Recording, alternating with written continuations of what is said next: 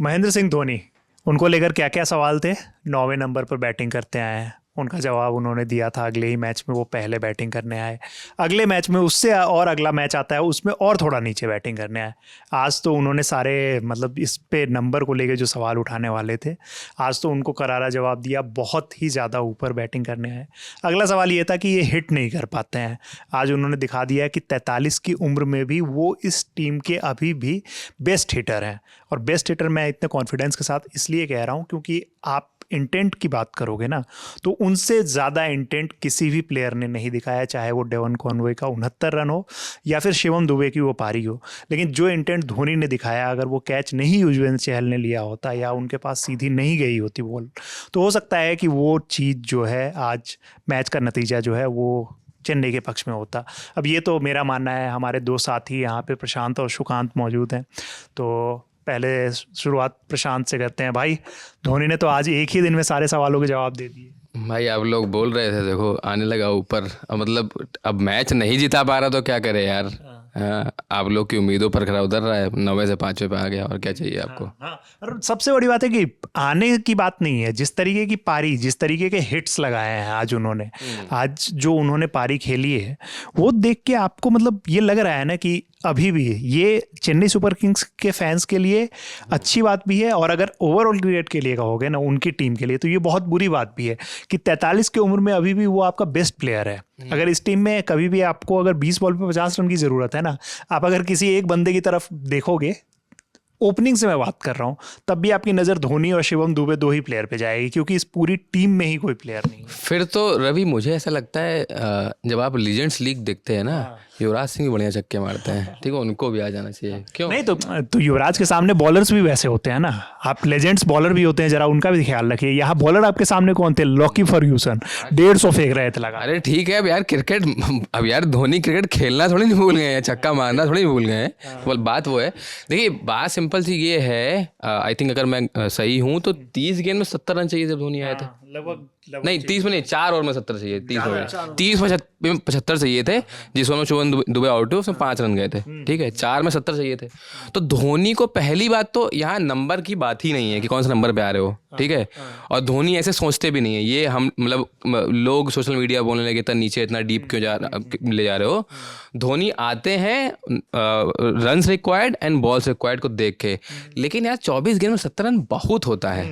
मतलब आप कितना भी धोनी कह लें कि मुझे गेम डीप ले आना पसंद है, काफी मीम बन रहे हैं डीप पे भी, लेकिन यार मतलब वो आज की आज तो वो डीप वाली कोई कोशिश भी नहीं थी, और उतने गेंद भी नहीं बचे हुए थे कि वो गेम को डीप ले जाने की। ना मैं 24 गेंद में 70 रन मतलब बहुत ही कोई ऑप्शन ही नहीं बचा हुआ था। हाँ, लेकिन जिस तरीके से अगर फिर आपके एक ओवर में 24 या 25 रन बचे होते हैं ना, तब अगर पहली गेंद पे बाउंड्री लग जाता है, 28 थे, अगर पहली गेंद पे बाउंड्री लग जाता है ना, वो चाहे चौका या छक्का लग जाता है ना, बॉलर का आधा कॉन्फिडेंस अपने आप डाउन हो जाता है। और बॉलर कौन थे आप वो भी देखिए, यश ठाकुर एक यंग बॉलर है, अगर पहली गेंद पे वो छक्का या चौका खा जाते हैं, 2 गेंद पे अगर शुरू की बाउंड्री लगती है ना, बहुत पॉसिबिलिटी थी कि इस ओवर में 28 रन भी वो खा सकते थे।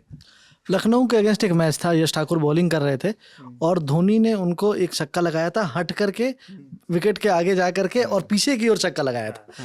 वो अगर आपको याद होगा, ये बॉल लगभग, हाँ पिछले सीजन, ये लगभग उसी तरह की गेंद थी, पर धोनी इसको जगह से खेल रहे थे, और क्योंकि अब 28 रन बनाए थे, बहुत चीज एंटिसिपेशन होता है दिमाग में, प्लेसमेंट ढंग से नहीं, हाँ बस वो प्लेसमेंट, और वो क्योंकि बॉल में बहुत ज्यादा गति नहीं थी, इसलिए वो चले गई, मिस टाइम हो गई और चहल के हाथ में चली गई।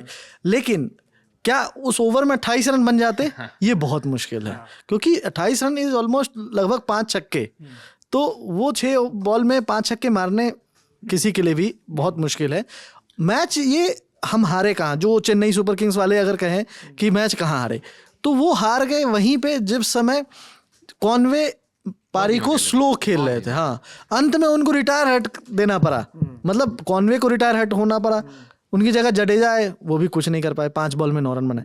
तो मतलब ओवरऑल जो है ना मैच, वो उसी समय आप हार गए थे जिस समय कॉनवे पारी को बहुत ज्यादा धीमा करते अच्छा, चले एक चीज गए। पता नहीं आप लोगों ने ऑब्जर्व करी कि नहीं, हाँ मैंने मैच देखा, मतलब अब ये देखिए इसी आईपीएल में देख रहा हूँ, मुझे याद नहीं पिछले आईपीएल का उतना कोई सीन, कि टीम की जो स्ट्रेटजी है, अब जैसे उस दिन तिलक वर्मा को एकदम आखिरी ओवर में हटा दिया, आज कॉनवे को हटा दिया, तो मतलब आप अपनी स्ट्रेटजी में भी नहीं टिक रहे हो, समझिए।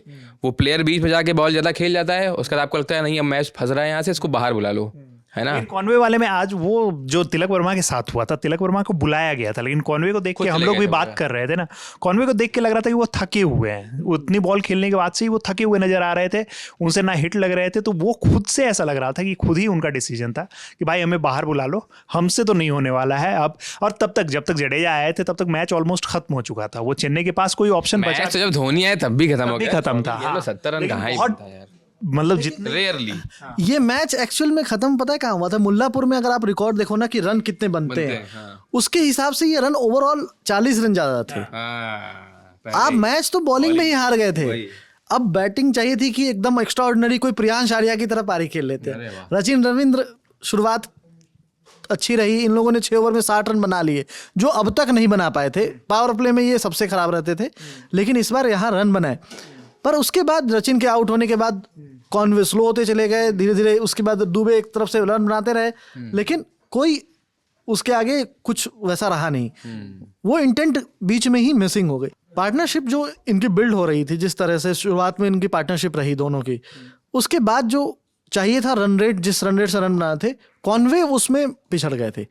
दुबे शुरुआत आते के बाद उन्होंने रन बनाए, लेकिन दुबे के आउट होने के बाद जब धोनी आए तो लगभग मैच इनका समाप्त हो चुका था।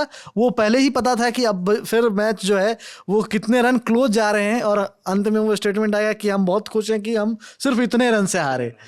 ये सुन के ये 4 मैच हो गए हैं। आखिर में बचने के लिए यही बोला जाता है कि हम इतने रन से ही हारे हैं।